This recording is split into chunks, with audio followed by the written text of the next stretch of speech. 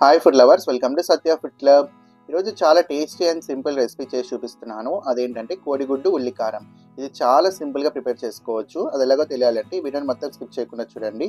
అలాగే మన channel first time చూస్తున్న వాళ్ళంటే వెంటనే సబ్స్క్రైబ్ బటన్ క్లిక్ చేసి బెల్ ఐకాన్ క్లిక్ చేయండి. నోటిఫికేషన్స్లో ఆల్ అని క్లిక్ చేయండి. దానివల్ల నేను చూపించే ప్రతి రెసిపీ మీరు మిస్ అవ్వకుండా చూడొచ్చు. ప్లీజ్ ఫ్రెండ్స్ సబ్స్క్రైబ్ చేసుకొని సపోర్ట్ చేయండి. ఇంకా ప్రాసెస్ చూసేద్దాం. ముందుగా నేను ఇక్కడ వచ్చేసి 4 పెద్ద సైజు ఆనియన్స్ని ఇలా ముక్కల్లా కట్ చేసి తీసుకుంటున్నాను. మరి చిన్నగా కట్ చేసుకోవద్దండి. ఇలా మీడియం సైజులో కట్ చేసి ఇది ఒక మిక్సీ జార్లోకి వేసుకోండి. మనం ఈ ఆనియన్స్ని మరి మెత్తటి పేస్ట్లా కాకుండా ఇలా కాస్త కచ్చా పచ్చగా గ్రైండ్ చేసుకోవాలి. చూడండి, ఈ విధంగా గ్రైండ్ చేసుకోండి. మెత్తగా అస్సలు చేయొద్దండి.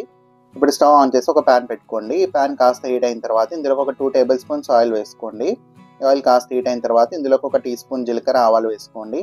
ఇవి కాస్త చిటపటలాడిన తర్వాత ఇప్పుడు ఇందులోకి మనం ముందుగా మిక్సీ పట్టుకున్నాం కదా, ఆనియన్ పేస్ట్ ఉంటుంది కదా, ఈ ఆనియన్ పేస్ట్ అంతా వేసేసి ఒకసారి బాగా కలిపేసేయండి. మనకి ఆనియన్స్ అనేవి ఇలా కచ్చా పచ్చగా గ్రైండ్ చేసుకుంటేనే మనం తినేటప్పుడు టేస్ట్ చాలా బాగుంటుంది. ఇందులోకి ఒక 1/2 టీ స్పూన్ పసుపు, ఒక 1/2 టీ స్పూన్ ఉప్పు వేయండి. ఇప్పుడు ఈ పసుపు ఉప్పు కూడా ఈ ఆనియన్స్కి అంతా బాగా పట్టేలాగా కలుపుకోండి. ఈ విధంగా కలుపుకున్న తర్వాత ఇప్పుడు మూత క్లోజ్ చేసి ఒక 2 నుంచి 3 నిమిషాలు లో టు మీడియం ఫ్లేమ్లో మగ్గనివ్వాలి.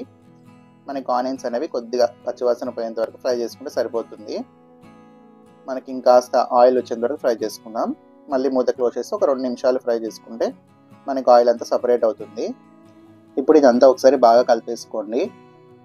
ఈ విధంగా బాగా కలుపుకున్న తర్వాత ఇప్పుడు ఇందులోకి నేను ఇక్కడ వెల్లుల్లి కారం వేస్తున్నాను. ఒక 8 నుంచి 10 వెల్లుల్లి రెబ్బల్ని, 1 టీ స్పూన్ కారం, ఒక 1/2 టీ స్పూన్ ఉప్పు వేసేసి మిక్సీలో ఇలా పౌడర్లా చేసుకోండి. ఇలా వెల్లుల్లి కారం వేయడం వల్ల టేస్ట్ ఇంకా బాగుంటుంది. ఇప్పుడు ఇదంతా మళ్ళీ ఒకసారి బాగా కలిపేసి కొద్దిగా వాటర్ వేసుకుందాం. మనకి కొద్దిగా గ్రేవీ లాగా రావాలి కాబట్టి కొద్దిగా వాటర్ వేసుకొని అంతా ఈ విధంగా కలిపేసుకోండి. ఇప్పుడు ఇందులోకి మనం ముందుగా ఉడికించి పెట్టుకున్న కోడిగుడ్లని ఇలా కట్స్ పెట్టుకొని వేసేసుకోవాలి. ఇలా కట్స్ పెట్టుకోవడం వల్ల మనకి ఈ కారం ఉప్పు అనేది అంతా కూడా మనకి ఎగ్స్కి బాగా పడుతుంది.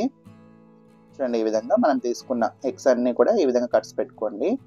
నేనైతే ఇక్కడ 6 ఎగ్స్ తీసుకున్నాను. మీరు కావాలంటే ఇంకొన్ని ఎక్కువైనా తీసుకోవచ్చు. నేను తీసుకున్న 6 ఎగ్స్కి 4 పెద్ద సైజు ఆనియన్స్ అయితే సరిపోతుంది. అలాగే ఇందులోకి కొద్దిగా పచ్చిమిర్చిని కూడా వేసుకోండి, కొద్దిగా కరివేపాకు కూడా వేసుకోండి. ఇప్పుడు మళ్ళీ ఇదంతా ఒకసారి బాగా కలిపేసుకోండి. చూడండి, ఈ విధంగా బాగా కలుపుకోవాలి.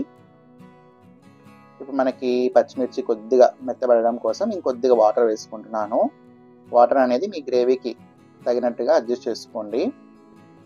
ఇప్పుడంతా ఒకసారి బాగా కలిపేసి మళ్ళీ మనం మూత క్లోజ్ చేసి ఒక 2 నుంచి 3 నిమిషాలు లో టు మీడియం ఫ్లేమ్లోని మగ్గనివ్వాలి. చూడండి, ఒక 2 నుంచి 3 నిమిషాల తర్వాత మూత ఓపెన్ చేసి చూస్తే మన గ్రేవీ అంతా కూడా దగ్గరికి అయిపోయి ఉంటుంది. ఇప్పుడు ఇంకా ఫైనల్గా చిన్నగా కట్ చేసుకున్న కొత్తిమీరని కొద్దిగా వేసేసి అంతా ఒకసారి బాగా కలిపేసుకోండి. అంతే, చాలా టేస్టీగా ఉండే కోడిగుడ్డు ఉల్లికారం రెడీ. చూసారు కదా, చాలా సింపుల్గా ప్రిపేర్ చేసుకోవచ్చు.